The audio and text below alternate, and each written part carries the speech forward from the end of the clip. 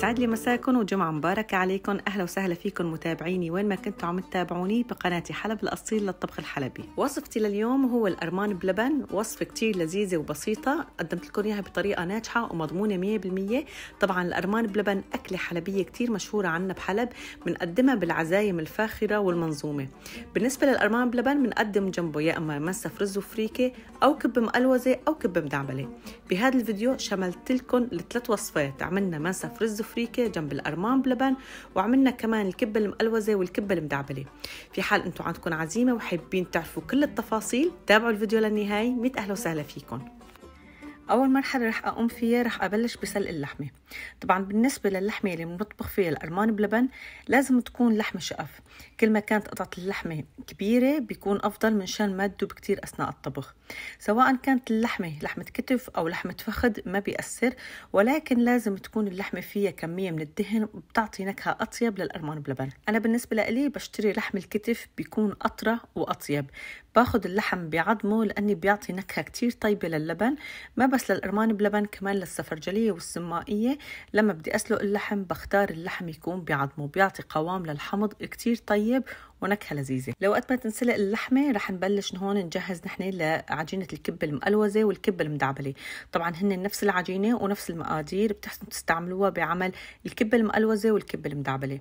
مثل ما واضح عليكم عندي هون 4 كاسات من البرغل. طبعا أنا هون عندي تقريبا الكمية 1.5 كيلو من البرغل، عيار كاستي 300 ملي. رح أحط عليهم 4 كاسات من المي، نفس الكاسة اللي عيرت فيها البرغل عيرت فيها مي. بالنسبة لكمية المية اللي بننقع فيها البرغل للكيلو تقريبا بنحتاج نحن 3 كاسات. في حال انتم حسيتوها بحاجة لترطيب أكتر ما عم تشتغل معكم بالماكينة فرطبوها كمان بنص كوب. أنا مباشرة بنقع البرغل بكمية المي يلي بيحتاجها. حطيت هون 3 معالق صغيرة من الملح، حطيت قطعة بصلة وحدة، ورح أحط كمان معلقتين صغار من الكمون. اختياري، فينا نحطه وفينا نستغني عنه، ولكن بيعطي نكهة كتير طيبة ولذيذة للكبة. طبعا البرغل بيحتاج نقع تقريبا نص ساعة. هي هون الهبرة رح أحكي عنها بعد شوي وأشرح لكم كيفية تحضيرها. هون اللحمة على النار بعد ما غلت أول غلوة مثل ما بيقولوا نحن هيك عنا بالحلبي، طالعت هي الزفرة، فلازم كلياتها نسحبها نستغني عنها، ما لازم تبقى موجودة. أنا بدي مية اللحم تطلع نكهتها كتير لذيذة لأني رح أستعملها بعمل الأرمان وبطبخ الرز والفريكة، فأنا بحاجة لمية لحم تكون طيبة وما يزنخها.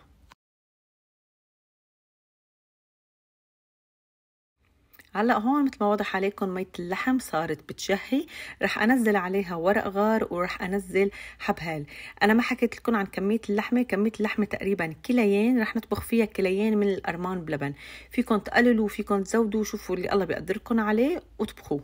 رح احكي هلا هون عن الهبره. بالنسبه للهبره اللي بستعملها انا بعمل الكبه بفضل كتير لحم العجل. الهبره هي لحمه خالية من العروق وخالية من الدهون، يعني ما لازم يكون فيها لا عروق ولا دهون، فلذلك أنا بميل للحم العجل، بلاقيه أنظف وأطيب وطعمته كمان بتكون زنخته قليلة. فطبعا أنتم بتحسنوا تستعملوا لحم العجل وبتحسنوا تستعملوا لحم الخروف. مثل ما واضح عليكم بلشت هون أطحن الهبرة على الماكينة، تقريبا هون بنطحنها نحن 3 مرات على الماكينة. بعدين بناخد كيلو الهبرة، طبعا أنا عندي الكمية كيلو، باخد كيلو الهبرة بحطها بالمكسر، بحط عليها من 3 ل 4 مكعبات من الثلج، وبحط عليها فنجان مي باردة وبخلطهم هيك على الخلاط، بحصل على هبرة مرهمية بقوام كريمي. وطبعا في حال انتم ما حبيتوا كل هالتعقيد في كمان طريقة مبسطة لعمل الهبرة. هو مجرد ما انكم انتم تشتروا الهبرة تطلبوا من اللحام ان يطحن لكم اياها 3 مرات على الماكينة على الناعم، بتحصلوا كمان تقريبا على نفس النتيجة. ولكن طبعا أصولي الحلبية لما بيعملوا الكبة إني يعملوا الهبرة بهاي الطريقة. حاولت أنا أشرح لكم إياها قدر الإمكان، إن شاء الله يا رب تكون الفكرة وصلت لأذهانكم. هون بعد ما نقعنا البرغل رح أبلش أطحنه على الماكينة، كمان رح أطحنه مرتين، والمرة الثالثة رح أخلطه مع الهبرة وأطحنهم مع بعضهم. طبعا بهاي الطريقة أنا ارتحت من عجينة البرغل، يعني عجينة الكبة، وتقريبا اتجانست كلياتها مع بعضها.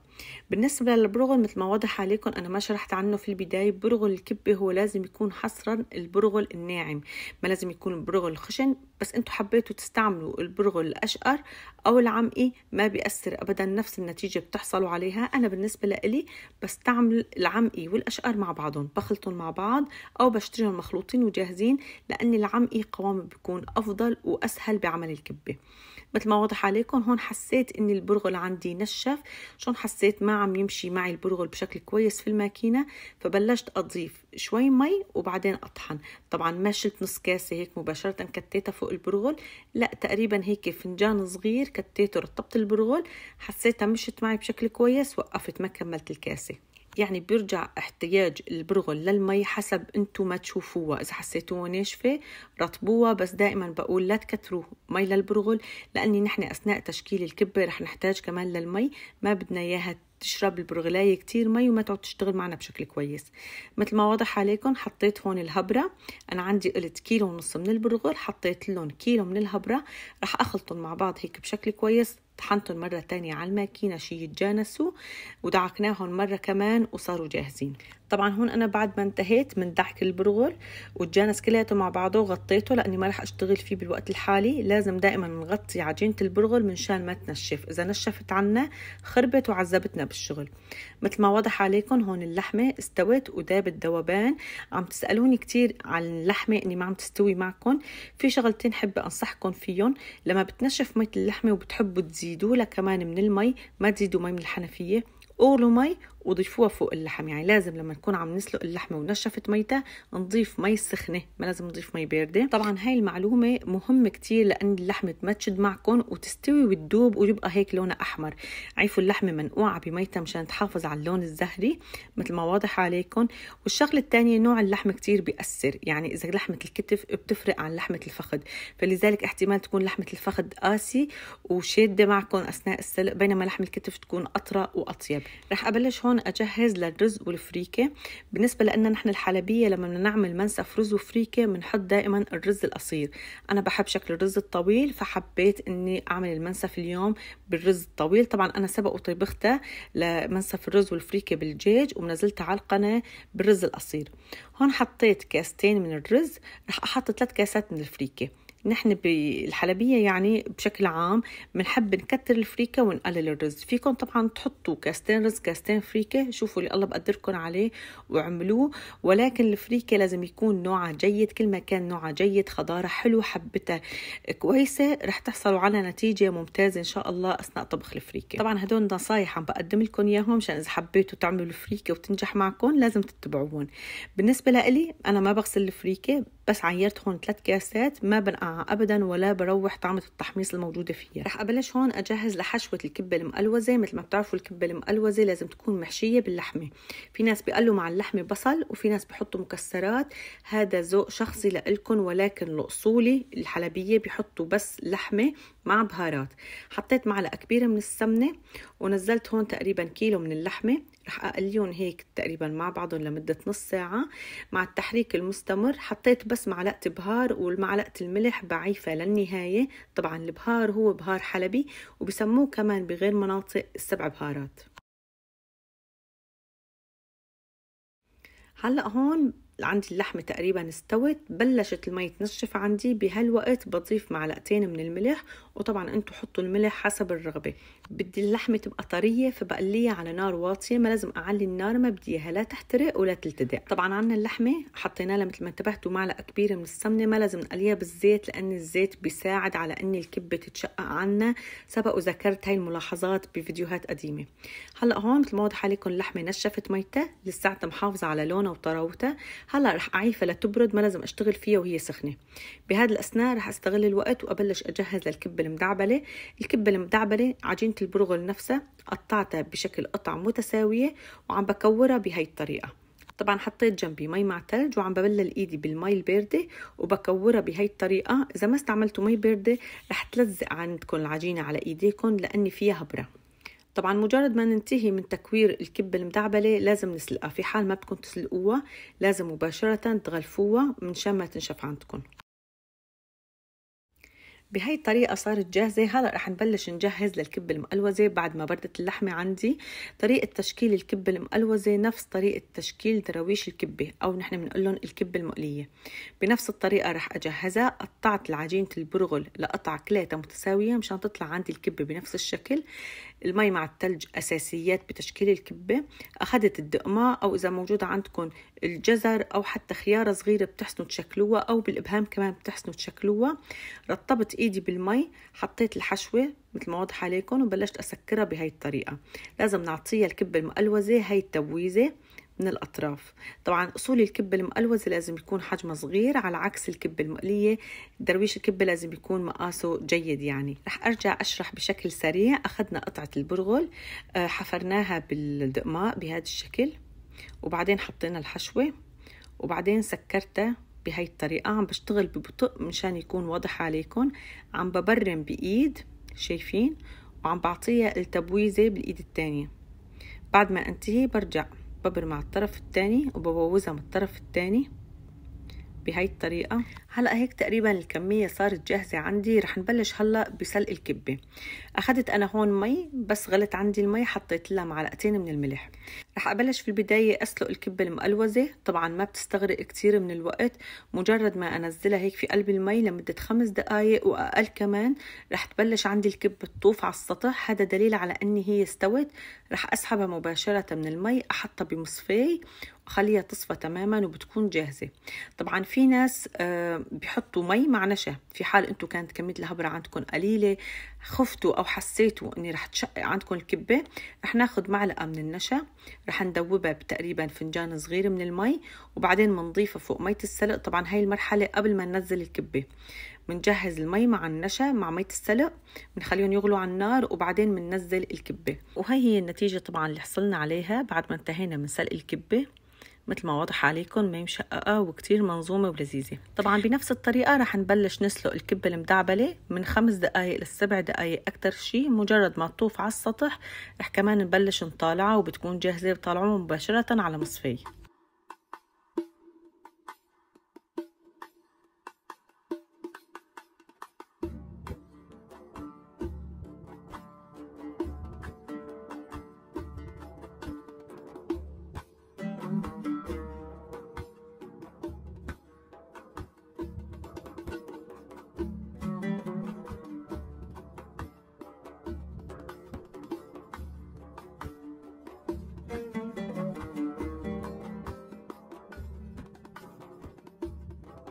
رح نبلش هلأ بتجهيز الأرمان بلبن. طبعا عندي هون كيلين من اللبن. أنا بشتري نسبة الدسم فيه قليلة لأني بتكون فيه مزة حموضة طيبة.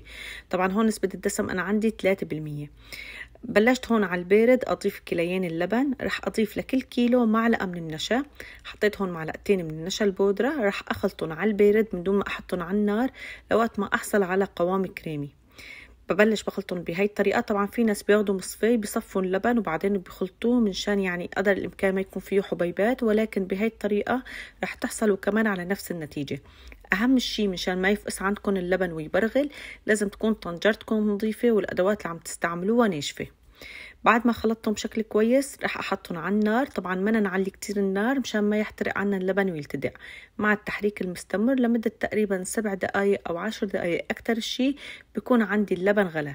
طبعا ما لازم أوقف إيدي أثناء طبخ اللبن منشان ما يحترق مثل ما قلت لكم. مثل ما واضح عليكم هون بلش عندي اللبن يغلي، يعني صار جاهز. هلأ هون في ناس بيعيفوا اللبن مثل ما هو ما بيضيفوه أبدا مي. أنا بحب شوي أمدده بالمي، فبضيف تقريبا كاسة لكل كيلو من اللبن. ضفت هون هاي الكمية طبعا مع التحريك المستمر. وملاحظة كتير مهمة إني لازم تكون مية اللحمة سخنة لما بضيفها فوق اللبن. مثل ما واضح عليكم القوام كريمي، شكل اللبن بيعقد، ومثل ما واضح عليكم ما مكتل وما فيه أبدا حبيبات وما مبرغل. يعني الطريقة ممتازة إذا اتبعتوا الخطوات اللي قلت لكم إياها. هلأ هون رح أبلش أضيف اللحمة، وطبعا إذا نزل شوية حب هال ما في أبدا مشكلة، كمان بيعطي نكهة كتير طيبة. أنا بالنسبة لي لمية الأرمان بلبن بحاول أنكه مية اللحمة بإني أضيف الحب هال مثل ما قلت لكم، ورق الغار، إذا كان عندكم فلفل أسود، عود قرفة، كمان بيعطوا نكهة كتير طيبة للأرمان بلبن. رح أعيفن على النار تقريبا على الواطي لمدة 10 دقايق. بيكون طبعا الأرمان بلبن جاهز. هون رح أبلش أجهز للرز والفريكة حطيت معلقة كبيرة من السمنة، واستعملوا السمن الحيواني بتحميص الفريكة، بيعطيها نكهة كتير طيبة ولذيذة ومميزة. طبعا رح أحمصها على نار عالية لمدة تقريبا 5 دقايق. طبعا أنا عندي قلت لكم الكمية 3 كاسات من الفريكة. مجرد هيك ما تبلش طالع عندي الريحة الطيبة، ريحة التحميص، بتكون تقريبا الفريكة صارت جاهزة. عيار الفريكة لكل كاسة من الفريكة رح أضيف لها أنا كاستين من المي. ضفت هون مية اللحم، وطبعا كمان ضفت مي عادية لأني مية اللحم عندي خلصت. فيكم طبعا تضيفوا انتو كل الكمية مية اللحم تطلع أطيب وألذ. هلأ هون ضفنا المي، وبعدين رح نحط تقريبا 3 معالق من الملح ل3 كاسات الفريكة، ورح أغطي النار وأوطي. في حال انتو حبيتوا تحمصوا الفريكة بالدهنة بتطلع كتير لذيذة وطيبة. هون بآخر مرحلة وقبل عندي ما ينتهي اللبن، ما أطفي عليه قبل ب5 دقايق بس، ببلش بنزل الكبة المقلوزة بعيفها تقريبا لمدة 5 دقايق، وبعدين بطفي النار عليهم. طبعا فيكم ما تعملوا الكبة المقلوزة، فيكم تعملوا الكبة المدعبلة بس جنب القرمان، يعني انتم مخيرين. بس نحن الحلبية بنعمل القرمان بلبن بقلبه كبة مقلوزة أو كبة مدعبلة، وكمان في ناس بيعملوا القرمان بلبن وجنبه الرز والفريكة. حبيت بهذا الفيديو أفيدكم بالطريقتين. هلأ هون تقريبا الفيديو رايح ينتهي، عملنا القرمان وعملنا الفريكة وانتهينا من عمل الكبة، وصلنا لآخر مرحلة هو الرز. حطيت معلقة كبيرة من السمن الحيواني وبلشت أحمصه للرز بهي الطريقة. طبعا الرز كان عندي منقوع عن وقت لا يقل عن ساعة، صفيته وغسلته طبعا، وبعدين نزلته فوق السمنة حمصته، وبعدين ضفت عليه تقريبا معلقتين من الملح لأني أنا عندي كاستين من الرز. رح أضيف عليهم هلأ كاستين من المي. فيكم تطبخوا الرز بمية اللحمة وفيكم تطبخوه بمي عادية، بس أهم شيء أنا بالنسبة لي بطبخ كاسة الرز بكاسة مي. بحس الرز بيستوي وبيطلع قوامه ممتاز، يعني ما بينخبص عندي. في ناس بيقولوا لكم لكل كاسة رز كاسة وربع مي، هذا الشيء برجع لهم. أنا عم بعطيكم طريقتي إن شاء الله تستفيدوا منها. مثل ما واضح عليكم هون الفريكة عندي بلشت تنشف المي، وكمان الرز على النار غطيت عليه وعفته على الواطي. بلشت هون بتحميص المكسرات، حطيت شوية زيت نباتي وبلشت أحمص الكاجو، وكمان رح أحمص لوز. بالنسبة للوز أنا بالنسبة لي بعيفه بقشره، بحسه كتير أطيب وكتير أوجب. وكمان بالنسبة للتحميص فيكم تحمصوا بالزيت وفيكم تحمصوا بالسمنة، ولكن أنا حسب خبرتي بشوف الزيت بيبقى محافظ على الهرشة الموجودة بالمكسرات. طبعا بالنسبة لطبخ الرز بعد ما وطيت النار عليه غطيت وعفته عم ينطبخ على نار واطية، ما بكشف الغطا عنه لوقت ما يعطي ثقوب على السطح. على عكس الفريكة من وقت لوقت بكشف الغطا عنها، بحركها بالوسط مشان ما تلتدع أو تحترق، وبرجع بغطيها وبعيفها طبعا على نار واطية. مثل ما واضح عليكم هذا الرز نشفت ميته كل حبة لحالة، وبياضه ناصع بشهي ومو مخبوص. يعني مثل ما قلت لكم أنا بطبخ الكاسة الرز بكاسة من المي. شوفوا ما ألذه وما أحلاه عن جد، كل حبة لحالة بيغرف القلب. تبعوا الطريقة اللي أنا علمتكم إياها وإن شاء الله رح تحصلوا على نفس النتيجة. بآخر مرحلة من طبخ الرز والفريكة رح أخذ معلقة من السمن العربي، وطبعا هذا سر النكهة الطيبة للرز والفريكة وللمناسف. بناخدها هيك بهاي الطريقة طبعا على البارد. أنا هون طيفي مثل ما قلت لكم تحت الرز، بدهنها هيك فوق الرز وبرجع بغطي وبعيفها تدوب ويتشربوا حبات الرز نكهة السمن العربي. نفس الشيء عندي بالفريكة. طبعا الفريكة أخذت تقريبا وقت زمني على النار لمدة 1.25 ساعة. وشوفوا أنتم كمان الفريكة اللي عندكم شو قد بتحتاج من الوقت. هذا الشيء طبعا برجع لنوع الفريكة. أخذت بالنهاية معلقة من السمن العربي وحطيتها هيك. طبعا مثل ما واضح عليكم هون أنا طيفية على الفريكة، يعني مستوية تماما، استوت وصارت جاهزة. مثل ما واضح عليكم بتشهي بتغرف القلب. رح أغطيها هيك لوقت ما السمنة كمان تدوب، ورح نسكبها بهاي الطريقة. بالعادة أنا لما بعمل منسف الرز والفريكة مع الفروج بحط الرز بالأرضية وبعدين بغطيه بالفريكة وبحط الفروج على الوش مع المكسرات، لأني ما بحب يكون لون الفروج أبيض مع الرز أبيض فبيطلع ما حلو. هون لأني رح أزين أنا منسف الرز والفريكة باللحم الناعم، فحطيت الفريكة بالأرضية، رح أحط على الوش رز، ورح أحط كمان اللحمة الناعمة على السطح طبعا بعد ما أسخنها، ورح أزينها بالمكسرات. طبعا كمية اللحمة اللي قليناها بالبداية مشان عمل الكبة المقلوزة هي نفس اللحمة اللي زينا فيها منسف الرز والفريكة. ما بتحتاج أبدا لا بصل ولا شيء، لحمة عادية محطت لها بهار حلبي وملح. بلشت طبعا أزين بالمكسرات، وما ننسى رشة البهار الحلبي هيك على وش الرز والفريكة، بتعطيها نكهة كتير طيبة ومميزة.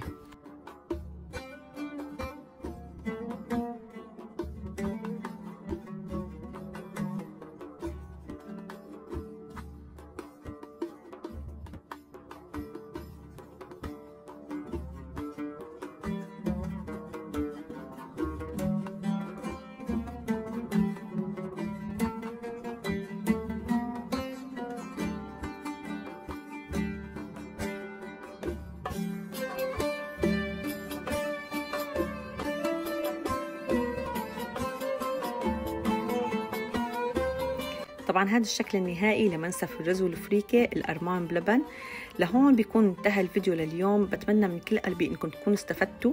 بتمنى بهذا الفيديو اني اكون شرحت لكم كل الخطوات لتنجح معكم الكبة المقلوزة والمدعبلة، منسف الرز والفريكة شلون يطلع شكله موجب وفاخر للعزايم، وكمان شلون بتحصلوا على أرمان بلبن حلبي طيب ولذيذ بهاي الطريقة الحلوة.